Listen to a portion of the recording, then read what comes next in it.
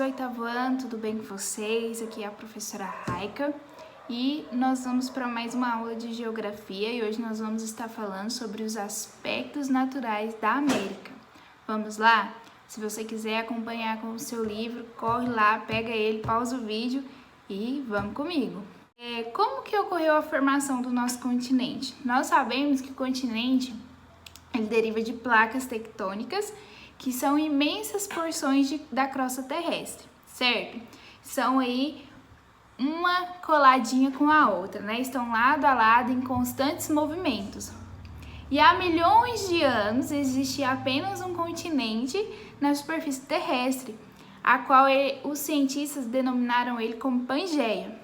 Bom, aqui ao lado temos aí a fotinha, né, da Pangeia, como os cientistas acreditavam que era o formato, né, da superfície terrestre.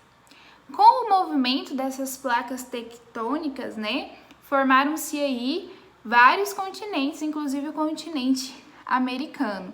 Foram aí dando origem aos blocos, né, que são os continentes, ocasionando aí também as transformações, a alteração da sua forma. Como vimos aí no início, a Pangeia toda juntinha, né, a superfície terrestre, tudo lado a lado, coladinho, e a partir desses movimentos das placas tectônicas foram aí se formando os continentes. Bom, nessa imagem que eu coloquei aqui para vocês podem observar alguns tipos de relevo que nós vamos estar estudando também. Temos aí o planalto, a serra, vale, cordilheira, montanha, colina, depressão e planície. Nós vamos ver aqui sobre os planaltos do continente americano. O que são os planaltos? São áreas expostas à ação de agentes erosivos, por isso apresentam altitudes modestas.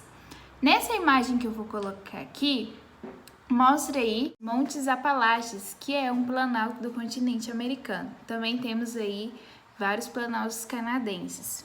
Bom, as planícies. Nós temos aí na América do Norte a planície canadense, planície dos Grandes Lagos, planície São Lourenço e planície do Golfo, que é essa imagem aqui no cantinho do nosso vídeo. Na América do Sul temos a planície do Orinoco, a Amazônia, que é localizada no nosso país, e temos também a Platina. Aqui está aqui no cantinho do vídeo a Amazônica. A hidrografia da América é dividida em 4 vertentes. Essas vertentes são os planos de declive, né, que cercam um vale. Bom, na América nós temos aí 4 vertentes, que são elas: do Pacífico, Ártica, do Golfo do México e Atlântico. Nós vamos ver cada uma delas agora. Vertente do Pacífico, os rios geralmente são pequenos e têm curso encachoeirado, pois quase sempre descem das altas montanhas a oeste americano. Já a vertente ártica, a principal característica dos rios é que suas águas ficam congeladas durante boa parte do ano. Temos aí a vertente do Golfo México, que o principal deles é o rio Mississippi. É típico de planície, sendo navegável em quase toda a sua extensão. Temos também a vertente Atlântico, que é a mais importante do continente americano. Sua importância se dá pelo número de bacias, que é muito grande, e também pela questão do povoamento e a economia das regiões que esse rio percorre. As 2 maiores bacias hidrográficas do mundo é a Amazônia e a Platina. A imagem que está aqui do lado é da Platina. Agora vamos falar do clima. O clima do continente americano.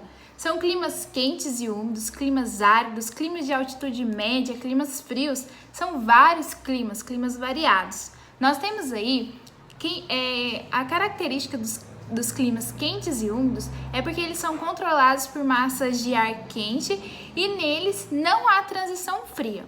É o clima equatorial e tropical. E os climas áridos apresentam aí grande escassez de chuva, que são os climas desérticos e semiáridos. Temos aí climas de altitude médias, que são controlados por massas de ar quente e massas de ar frio, que é o temperado e o subtropical. E os climas frios são climas de altas latitudes, com grande influência das massas de ar polar, e são aí frio polar, glacial e frio de montanhas. Nesse mapinha que está aí, nós podemos observar que há vários climas no nosso continente, por ele ser extenso, né? Nós temos aí vários climas. O clima na região norte, né? Nós temos aí um clima frio, né? Um clima polar, frio de montanha. Temos aí o clima subtropical. Já aí na região sul do continente americano, né, onde nós localizamos, onde está localizado o nosso país, nós temos aí um clima equatorial, tropical, subtropical, desértico, semiárido. Então, nós concluímos aí que há diversidade de climas no continente. Agora nós vamos falar sobre a vegetação do continente americano. E as florestas pluviais são típicas de região de clima quente e elas necessitam de chuva abundante durante todo o ano. Por isso são chamadas de pluviais, porque está relacionado, pluviais deriva de chuva. Um exemplo aí é a floresta amazônica, como nós podemos ver aí no mapa. A próxima vegetação, nós temos as florestas temperadas. As florestas temperadas, uma das principais características delas é que ela tem uma queda de suas folhas no final do outono e no início do inverno. As florestas de coníferas são aí localizadas em regiões de clima frio, onde há queda de neve de 3 a 6 meses ao ano. A vegetação natural é formada por uma floresta cujas árvores apresentam forma de cone, por isso são chamadas de coníferas. Os campos tropicais se encontram em regiões quentes e semiúmidos, onde há uma estação de seca e outra chuvosa. Esses campos são chamados de savana, na África, e no Brasil de cerrado.